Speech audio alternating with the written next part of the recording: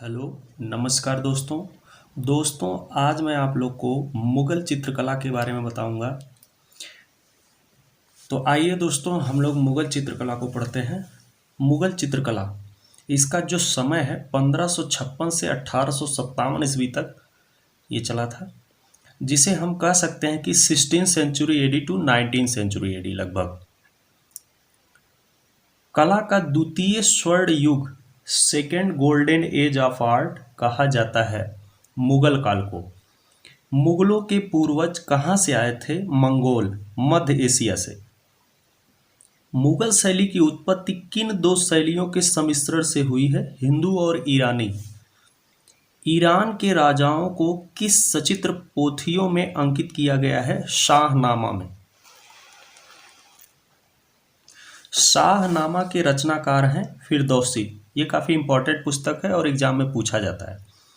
किसे पूर्व का होमर कहा जाता है? फिरदौसी को। मुगल चित्रकला दो शैलियों के मिश्रण से बनी है, भारतीय और पर्शियन। भारत में सर्वप्रथम स्थिर चित्रण स्टिल लाइफ देखने को मिलता है मुगल शैली में। भारत में व्यापक रूप से शबीह बनने आरंभ हुए मुगल शैली में। मुगल शैली में पहली बार व्यक्ति चित्रण बनने शुरू हुए। शबीह कहते हैं पोर्ट्रेट को, छवि चित्र। मुगल कला की शुरुआत कब से हुई थी? 1556 ईस्वी से। मुगल कला की मुख्य विशेषता क्या थी? दरबारी कला। यह एक दरबारी कला थी। मुगल कला में ईरान से क्या लिया गया था? रेखा, महीन रेखांकन।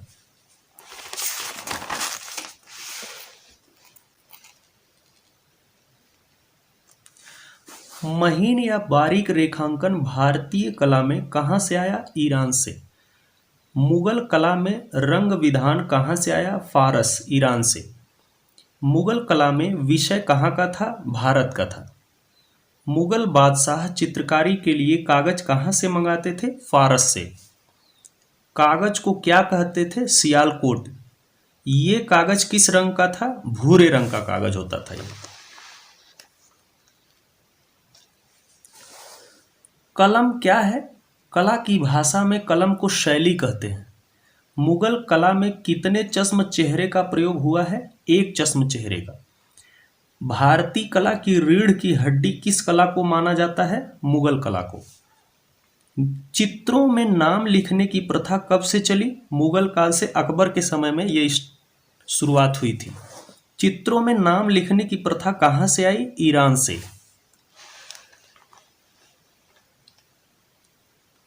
मुगल काल में एल्बम को क्या कहते थे? मुरक्का या चित्राधार। ये काफ़ी इंपॉर्टेंट है और एग्जाम में पूछा जाता है।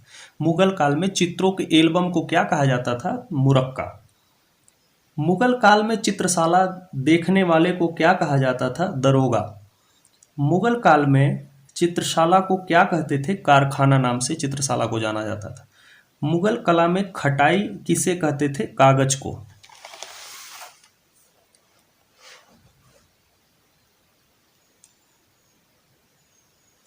मुगल शैली की चित्रण विधि किन नामों से जानी जाती है? टिपाई।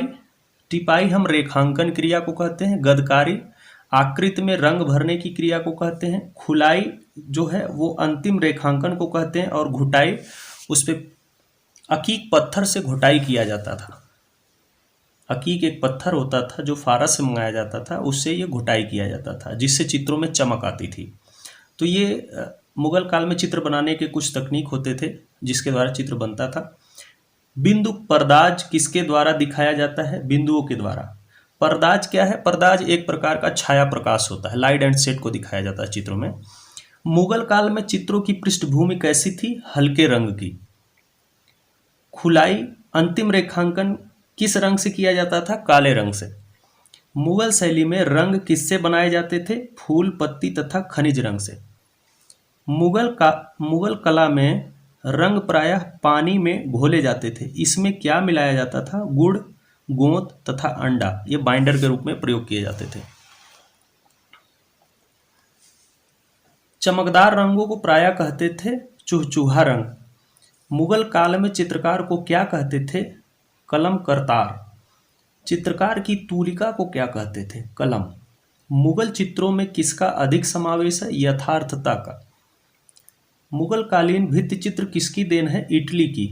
मुगल कालीन भित्ति चित्रों पर किस देश का प्रभाव है? इटली का। मुगल कालीन भित्ति चित्र किस विधि से बनाए गए थे? फ्रेस्को बूनो विधि से। फ्रेस्को बूनो विधि क्या है? जिस गीली भित्ति पर जो हम काम करते हैं वो फ्रेस्को बूनो कहलाता है। मुगल शैली का मूल आधार कौन सी शैली है? ईरानी। मुगल शैली में प्रकृति चित्रण कैसा है? स्वाभाविक। मुगलों की दरबारी भाषा क्या थी? फारसी। मुगल शैली को जो वातावरण मिला वह कैसा है? भारतीय।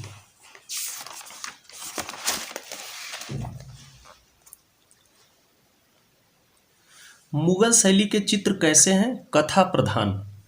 मुगल कला में कैसे चित्रों का अभाव है? धार्मिक चित्रों का। मुगल कला में कैसे चित्रों की अधिकता है? व्यक्ति चित्रों की अधिकता है। मुगल कला में चित्रों के किनारों पर किसका चित्रण किया गया है? फूल पत्तियों का। हाशिए बनाए जाते थे जिसे बॉर्डर बोला जाता है। मुगल शैली में जिन पशुओं का चित्रण हुआ है उसमें स्वाभाविकता और ऐतिहासिकता की प्रधानता किन चित्रों में पाई गई है? जंगली जानवरों के शिकार में। मुगल कला में बादशाहों के चित्र अधिकतर किस समय के बने हैं? जन्मोत्सव के समय के। जन्मोत्सव से रिलेटेड चित्रों का निर्माण हुआ है। मुगल शैली पर मुख्य रूप से प्रभाव किस शैली का पड़ा? ईरानी शैली का, विशेषकर हाशियों के अंकन में। हाशिए क्या होता था? चित्रों में जो बॉर्डर बनाए जाते थे। मुगल शैली का पैतृक गृह कौन सा था? ईरान। ईरानी शैली की विशेषता क्या है? आकृतियां। ईरानी फारसी मुगल कला का आदि स्रोत या जन्म स्थान कहाँ था? समरकंद और हिरात। ईरानी चित्रों के रंग किस प्रकार के हैं? चटकीले व सपाट। ईरानी चित्रों में स्त्री की कोमलता की उपमा किससे की गई है? लता से। ईरानी चित्र क्या है? रेखा प्रधान। ईरानी चित्रों में नारी चित्रण पर कहाँ का प्रभाव था? भारत का। ईरानी शैली में प्रकृति चित्रण किस पर हुआ है? पृष्ठभूमि पर। तो दोस्तों, यदि हमारा वीडियो आपको अच्छा लग रहा है तो हमारे चैनल को सब्सक्राइब करें, ज़्यादा से ज़्यादा लाइक, शेयर और कमेंट करें और हमें बताएं कि आपको ये वीडियो कैसा लग रहा है। दोस्तों, मैं इसी प्रकार से एग्ज़ाम से रिलेटेड, KVS, NVS, DSSB से रिलेटेड इम्पॉर्टेंट वीडियो आप लोग के लिए लाता रहूँगा। धन्यवाद दोस्तों।